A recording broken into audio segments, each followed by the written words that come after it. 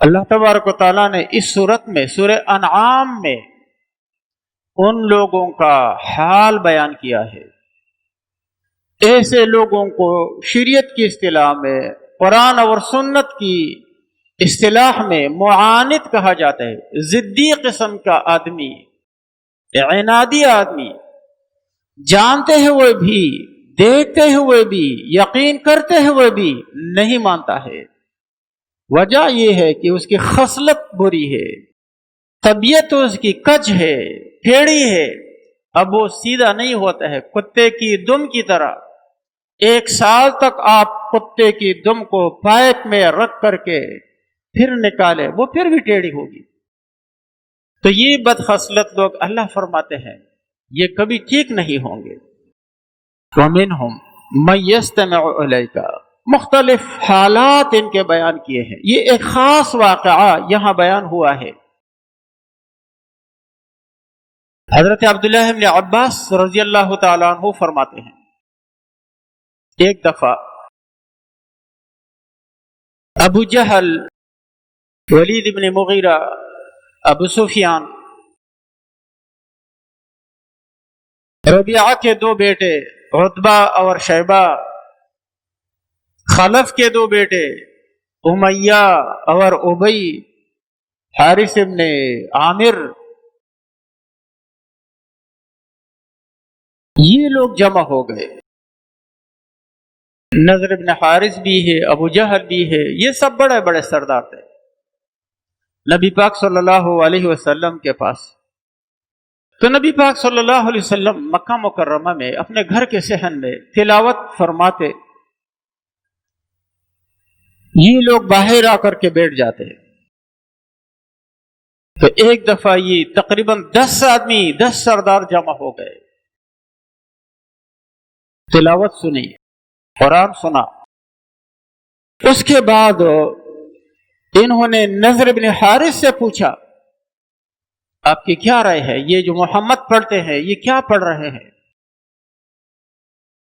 نضر بن حارث نے کہا مجھے سمجھ تو نہیں آتا، لیکن میرا خیال یہ ہے، میں جو سمجھتا ہوں یہ ہونٹ ہلاتے ہیں اور پرانے لوگوں کے قصے پڑھتے ہیں، اساطیر الاولین۔ اللہ نے فرمایا وَمِنْهُمْ مَن يَسْتَمِعُ إِلَيْكَ، بعضی لوگ ان میں سے ایسے ہیں آپ کے قرآن سننے کے لیے کان لگاتے ہیں، لیکن وَجَعَلْنَا عَلَىٰ قُلُوبِهِمْ أَكِنَّةً أَن يَفْقَهُوهُ، آخر میں فرماتے ہیں، کہتے ہیں کافر لوگ یقول الذین کفروا ان ھذا الا اساطیر الاولین، یہ پرانے لوگوں کے قصے ہیں، کہانیاں ہیں، داستانیں بیان کرتے ہیں، یہ عاد ہے، یہ سمود ہے، قوم لوط ہے، قوم نوح ہے، یہ وہ قصے بیان کرتے ہیں جیسے میں تم کو سناتا ہوں۔ نضر بن حارث روم جایا کرتا تھا، روم تو آج اٹلی تک محدود ہو گیا، لیکن قدیم زمانے میں روم جو ہے نا سپر طاقت کی حیثیت سے شام تک پھیلا ہوا تھا۔ یہ جو ترکی کا دارالحکومت ہے انقرہ، اس کو انگرہ کہا جاتا تھا، یہ روم کا پائیتخت تھا۔ تو وہ تجارت کی غرض سے یہاں جاتا تھا، فارس جاتا تھا، ایران کی طرف، وہاں لوگوں کے قصے سنتا۔ قدیم زمانے میں رواج تھا، ٹی وی وغیرہ یہ چیزیں نہیں ہوا کرتی تھی۔ جب دور دراز کے علاقوں کے لوگ جمع ہو جاتے تو پھر قصہ گویا کرتے تھے۔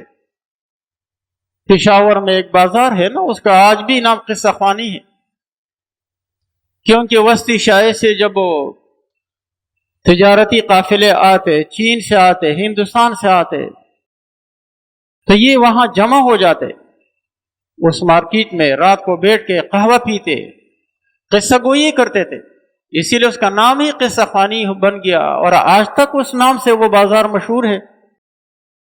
ایسے ہی جو ہے نا یہ تاجر لوگ جمع ہو جاتے ہیں کسی منڈی میں رات کو، کسی سرائے میں مسافر خانے میں بیٹھے رہتے اور قصے کرتے، ہر ایک اپنے علاقے کے قصے سناتا۔ تو یہ گشت اسف کے اور اسفندیار کے اور فلاں فلاں کے قصے جو ایران کے شہزادے گزرے ہیں، روم کے شہزادے گزرے ہیں، ان کے قصے سن کر کے کچھ کتابیں خرید کر کے لے آتا، اور جب مکہ پہنچ جاتا قصہ گوئی میں مشہور تھا۔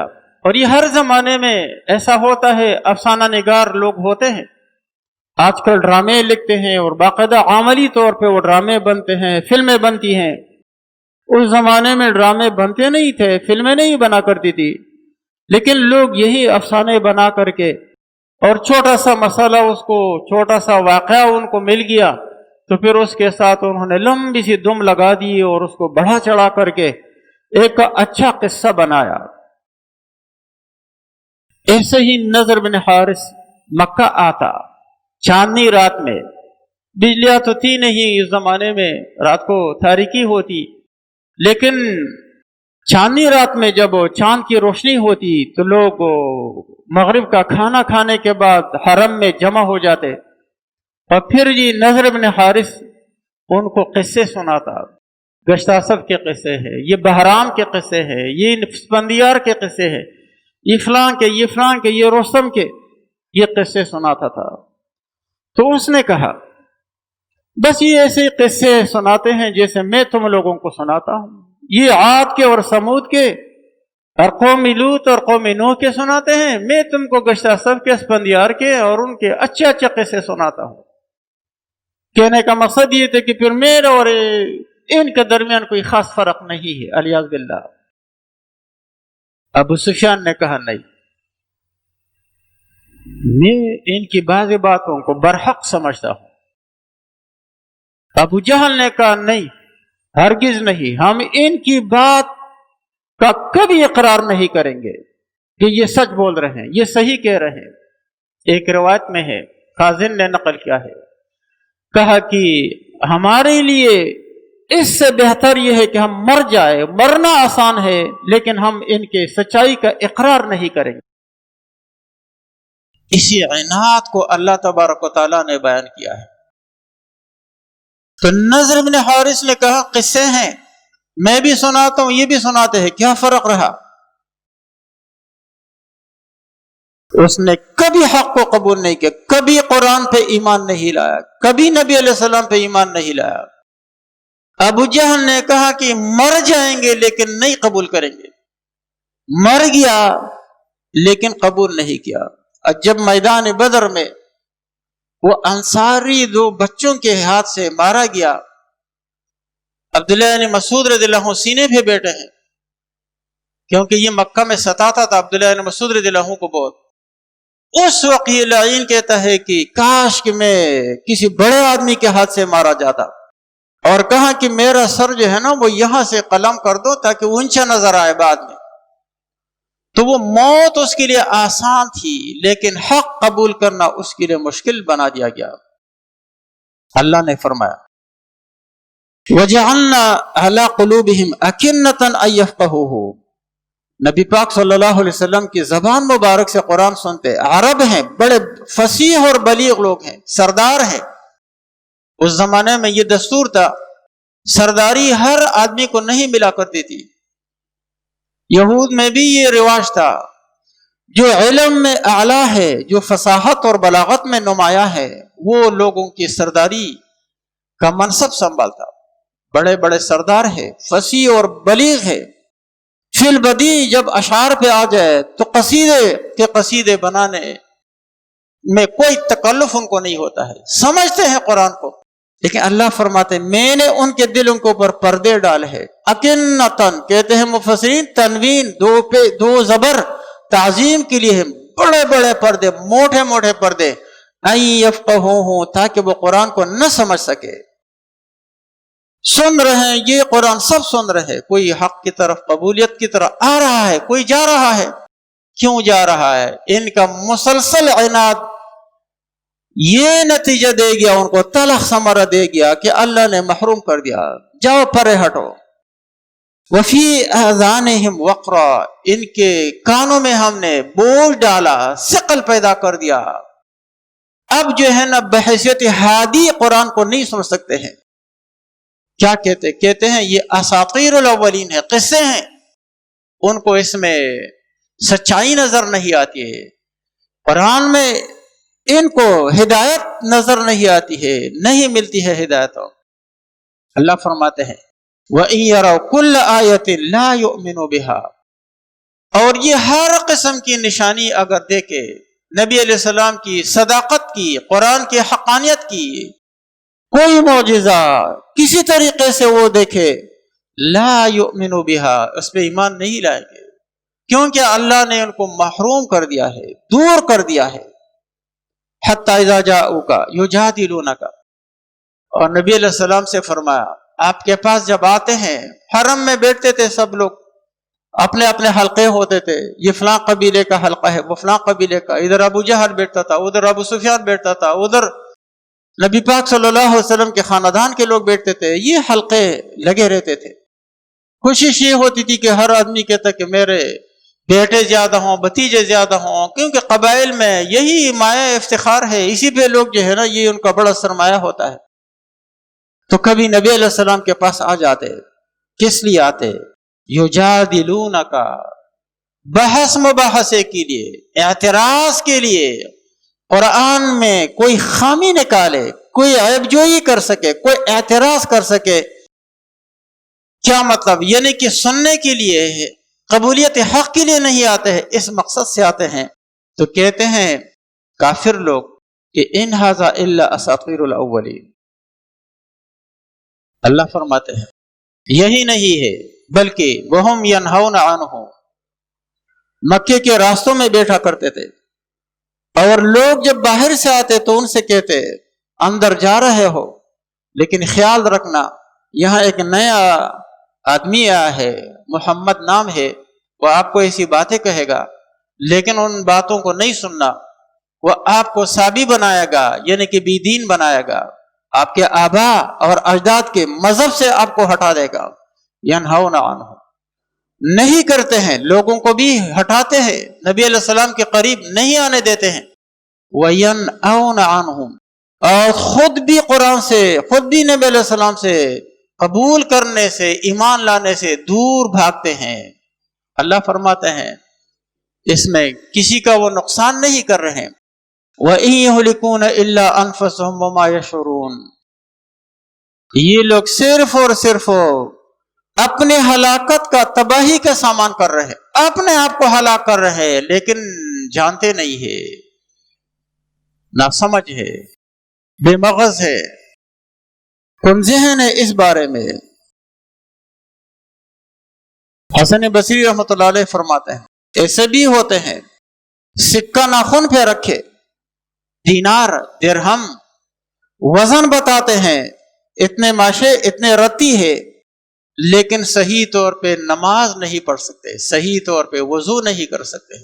اللہ فرماتے ہیں کہ یہ لوگ ایسے ہیں، ان کا کوئی موقف نہیں ہے، کوئی نظریہ نہیں ہے، یہ وقت کے ساتھ اپنا موقف تبدیل کرتے رہتے ہیں۔ وَلَوْ تَرَىٰ إِذْ وُقِفُوا عَلَى النَّارِ، اے مخاطب، اے محمد، اگر آپ ان کو دیکھ لیتے اس وقت جب یہ آگ کے، دوزخ کے کنارے پہ کھڑے ہوں گے، فقالوا، پھر کہیں گے یا لیتنا نرد ولا نکذب بآیات ربنا، کاش ہمیں ایک مرتبہ دنیا کی طرف لوٹانے کا موقع دیا جائے، پھر ہم اپنے رب کی آیتوں کی تکذیب نہیں کریں گے، نہیں جھٹلائیں گے، وَنَكُونَ مِنَ الْمُؤْمِنِينَ، اور ہم پکے مومن بن جائیں گے۔ اللہ فرماتے ہیں یہ جھوٹ بولتے ہیں، دل سے نہیں کہتے ہیں، ان کی خصلت خراب ہے، یہ صرف اور صرف ڈر کی وجہ سے، یہ اضطراری ایمان ہے، یہ ڈر اور خوف کا ایمان ہے، یہ دل سے نہیں کہتے، بلکہ بَدَا لَهُم مَّا كَانُوا يُخْفُونَ مِن قَبْلُ، جس جھوٹ کو وہ پہلے چھپاتے تھے، جھوٹ بولتے تھے، یعنی اس کو اخفاء سے تعبیر کیا مراد، جو جھوٹ پہلے بولتے تھے اب اس کا انجام ان پہ ظاہر ہو گیا۔ وَلَوْ رُدُّوا لَعَادُوا لما نہوا عنہ، اگر بالفرض ان کو دوبارہ موقع دیا جائے، دنیا کی طرف ان کو دوبارہ لوٹایا جائے، تو پھر عاد ما نہوا عنہ، خصلت بری ہے، یہ دوبارہ وہی حرکات کریں گے، وہی بیمانی اور وہی تکذیب اور وہی جھٹلا اور وہ کام کریں گے۔ وَإِنَّهُمْ لَكَاذِبُونَ، کیونکہ ان کی خصلت ہی جھوٹی ہے، فطرت ہی بگڑی ہوئی ہے۔ وقالوا، اور جب دنیا میں آئیں گے تو پھر یہی بات کہیں گے، ان ہی الا حیاتنا الدنیا وما نحن بمبعوثین، زندگی تو یہی ہے جو دنیا میں ہوتی ہے، آگے تو کچھ بھی نہیں ہے۔ اللہ فرماتا ہے یہ ان کا ہے۔ اب ان آیاتوں میں ہمارے لیے کیا پیغام ہے؟ جو آدمی حق کو نہیں قبول کرتا، اللہ تبارک و تعالیٰ اس کو توفیق نہیں دیتا، ہٹ جاتا ہے۔ تجربہ یہ ہے، فجر کی نماز ہم نے باجماعت نہیں پڑھی، عموماً پھر آگے بھی ہم سے سستی ہو جاتی ہے۔ ظہر کی نماز کبھی جو ہے نا وہ ہم سے رہ جاتی ہے جماعت والی۔ اس کے برعکس ہم ایک نیکی کرتے ہیں، اگلی نیکی کی توفیق ملتی ہے۔ یہاں میں اس سے آپ کو آگاہ کرنا چاہتا ہوں، دل میں طلب ہے، دل میں دین سے محبت ہے، عشق ہے، اللہ تبارک و تعالی چھوٹی سی چنگاری کسی کے دل میں ہے اور حق کی قبولیت کی رمق ہے، صرف صلاحیت کی، وہ بھی کسی وقت اللہ کے حکم سے انسان کے دل کو نور ہدایت سے منور کر سکتی ہے۔ اب اسی واقعہ میں کیا تھا؟ ابو جہل نے کہا موت ہمیں پسند ہے لیکن یہ قرآن نہیں ہے پسند، موت آسان ہے، محمد کو ماننا مشکل ہے۔ چلا گیا جہنم کے اندھیروں میں گم ہو گیا، نضر بن حارث گم ہو گیا۔ ابو سفیان نے کیا کہا تھا؟ نہیں، میں تو بعض باتوں کو صحیح سمجھتا ہوں۔ اللہ نے ان کو ہدایت دے دی فتح مکہ کے موقع پہ، اور یہ اعزاز اللہ نے ان کو دیا۔ نبی علیہ السلام نے فرمایا کہ جو ابو سفیان کے گھر میں جا کے پناہ لے گا اس کو امن ہے، اس کو کچھ نہیں کہا جائے گا۔ اب لوگ بھاگ رہے ہیں ابو سفیان کے گھر میں، ابو جہل رسوا ہو گیا، ابو سفیان کو اللہ نے عزت سے نوازا، ان کے بیٹے کو اللہ نے عزت سے نوازا۔